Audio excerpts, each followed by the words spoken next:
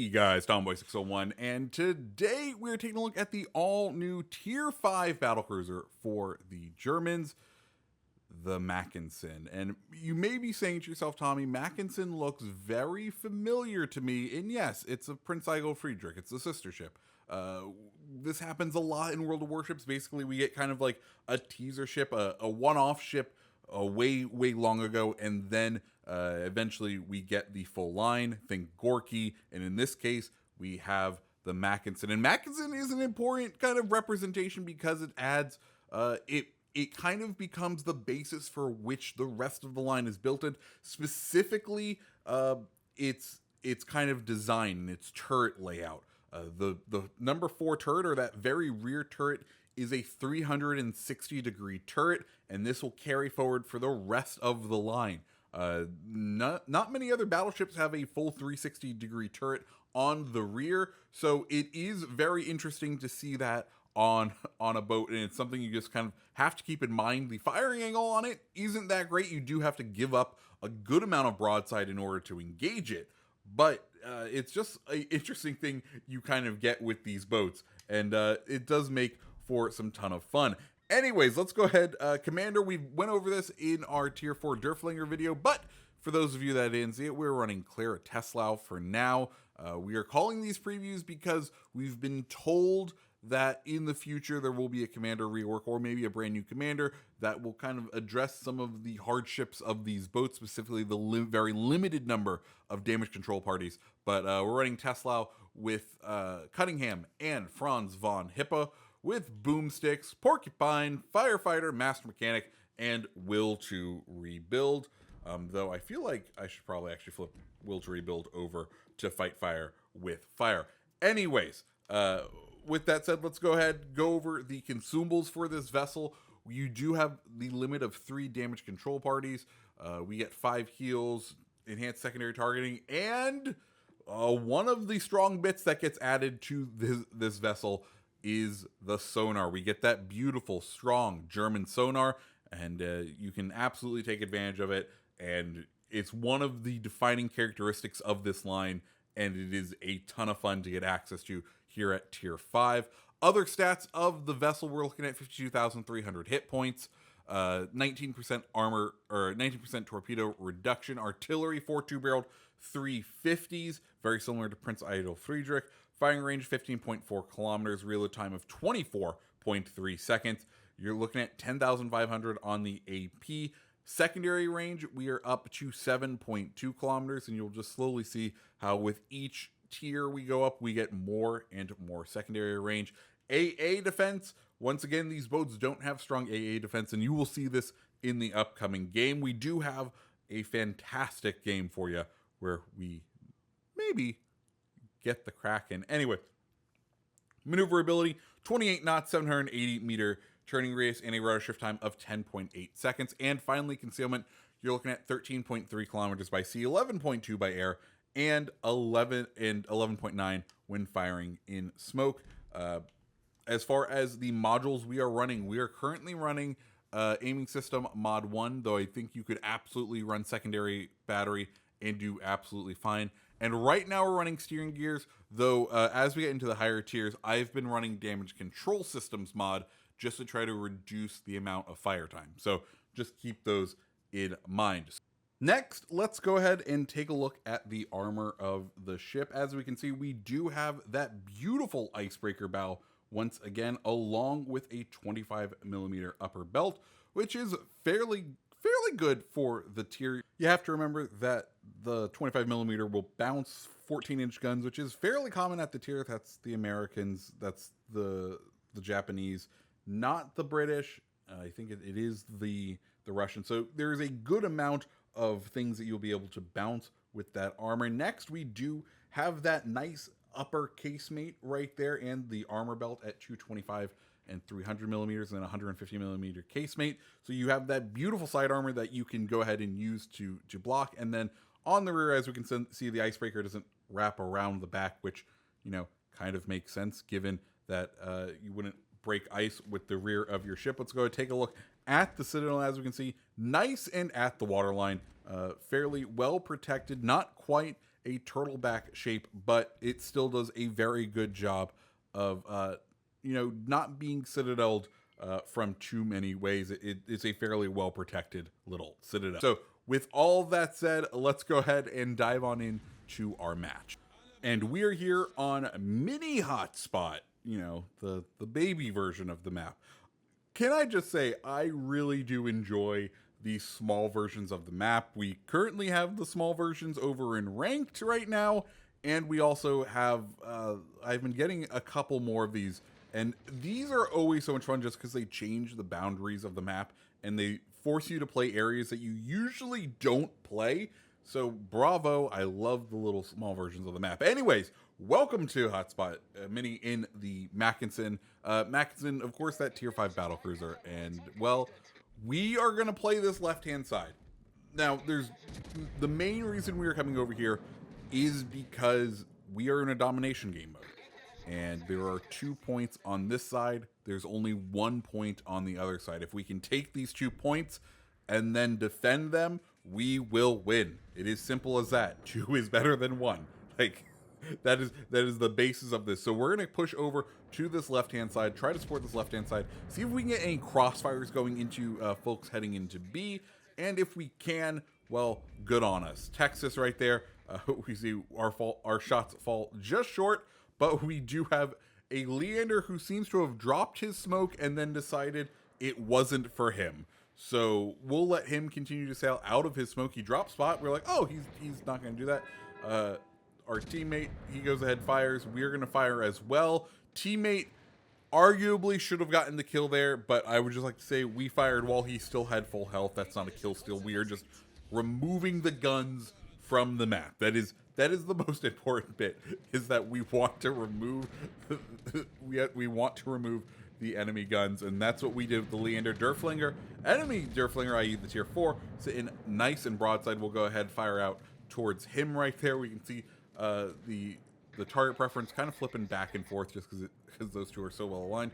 Andrea Doria coming. We do need to be worried a little with Andrea Doria just because he does have those SAP secondaries, and while we are fairly well armored, we are not the most armored out on the battlefield, so those SAP secondaries can do quite a lot. We also watch as we whiffed all of those shells around the Andrea Doria as he dropped spot somehow. Good for him for being able to get the RNG like that. Anyways, we did see those torpedoes come by. We do need to be cautious.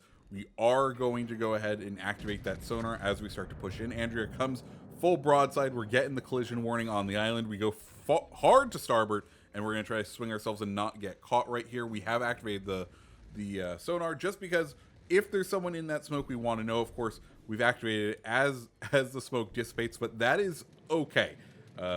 We know there is a destroyer around, and we need to be cautious. If I recall, it is a Fubuki, and well, we know how he will try to not be spotted. Anyways, enemy aircraft carrier making his drops on our friendly Giulio Cesare, and we're not much help. We can see these planes have been kind of sitting around in our AA bubble for a little bit, and we have yet to knock down a single one of them.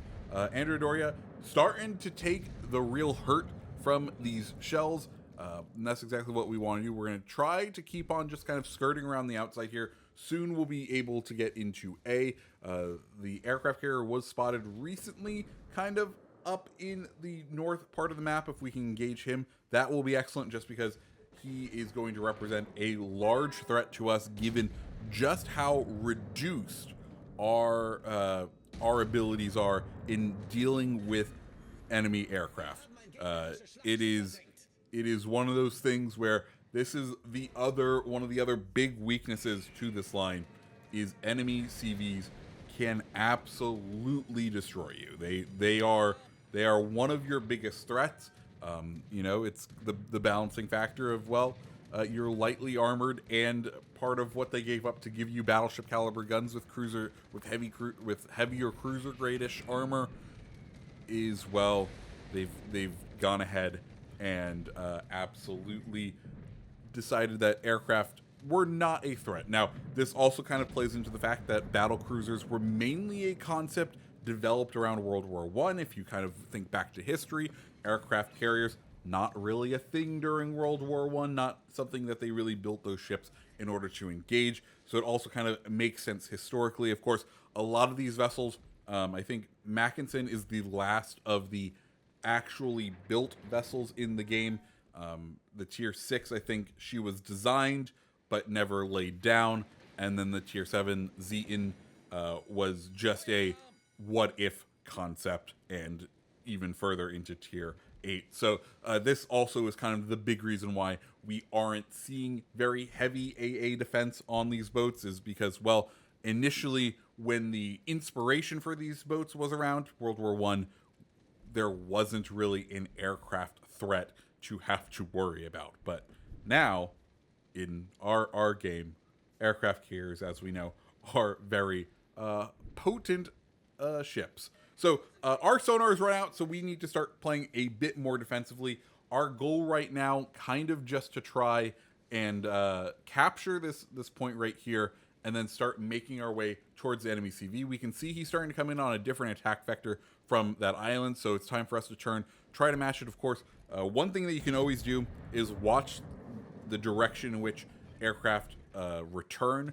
because if you can see returning aircraft, they always go in a direct line back to the ship. So we can see that from those torpedo bombers that he's off what was now our port side, kind of hugging the map border between those two smaller islands. So we want to kind of set ourselves an intercept course, because, well, I think we end up being about equal on speed. So what we're going to have to do is kind of push him to the map border in order to engage him. Now, what you will see in this next section is us, well, just being smacked by the aircraft carrier.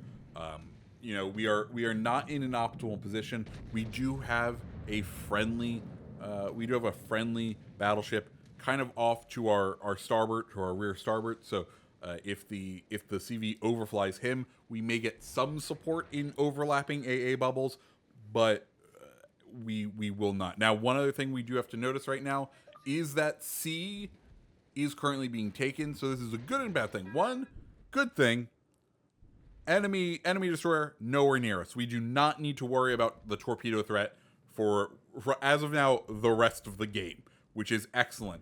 Bad news: he is so far away. Let's hope our teammates can go ahead and engage him and force him out of sea, or else we will start losing. Of course, we are up on points currently, which is what we want, but we do need to be cautious. Gorky trying to hold down B and good on him. It looks like our team is trying to push into B to try and finish it off. Of course, we're going to start taking some big hits from the aircraft carrier and the Nevada. We take a flood. We use our first damage con right there. Shells absolutely beautiful into the Nevada there, and we are going to take a couple of good chunks out of him. Secondaries are finally going off. We should probably have popped our enhanced secondary battery here at some point, but at this point I'm just happy that we are within range. Nevada still sailing broadside to us, and that's absolutely fine by us. We're going to take a big hit through the nose and take him out. Excellent. We are still kind of trying to hunt this CV. We're looking. We can see B is still contested, which means Gorky is still up, and this CV. And those are our two biggest threats right now. And we can tell that CV has about hit the outer wall over on that right-hand side of the map. So we kind of want to turn in. We're also just trying to do what we can to dodge. Gorky does not have much health left. We'll go ahead, get our guns ready to fire on him. He is now all but one hit with a slither of health. I'd like to say once again, there's no such thing as kill. Okay, there is kill stealing, but I don't think this is an example of kill stealing because we fired at him as soon as we could. We get the Citadel on him for what, 10 damage? Whatever. But that brings us up to 4, which means if we can find this carrier who has significantly whittled down our health, we could be in with a shot for the Kraken. Now, one other thing I want to notice, we did end up keeping C, and well, that destroyer has now pushed his way into A. We are sailing once again as far away from him as we possibly can, just because, well, one mistake from us, even though we do have sonar, could spell the ultimate disaster. So we kind of just want to avoid that for now. But anyways, Fubuki ends up taking down our Texas. No surprise there. He, if I recall, ends this game with one off a Kraken, and if he had won, he would have significantly outscored us. So GG's on the enemy destroyer player right there. But we are just frantically trying to avoid, and then it happens. We got the low controller battery warning, and then, well, the controller died. So, well, this is me struggling and quickly getting in some new batteries into the Xbox controller. And I know you PlayStation people are, this is why rechargeable batteries are superior. But you see, here's the thing. Then I would have had to go find the cable, and then I would have a cable wrapped around me, and that's just not fun. I much preferred the small little pit stop that we just experienced right there. Anyways, we're down to less than 1,000 health. Furious finally pops up. We're going to go ahead and turn. We can see one of the great things, that rear gun is ready to go because it follows the front guns with its 360 turn. We nearly missed the Furious here. We don't have much health left. He sets a fire. We go ahead, burn our last damage con. We get a Citadel right there. We just need to end up finishing him off.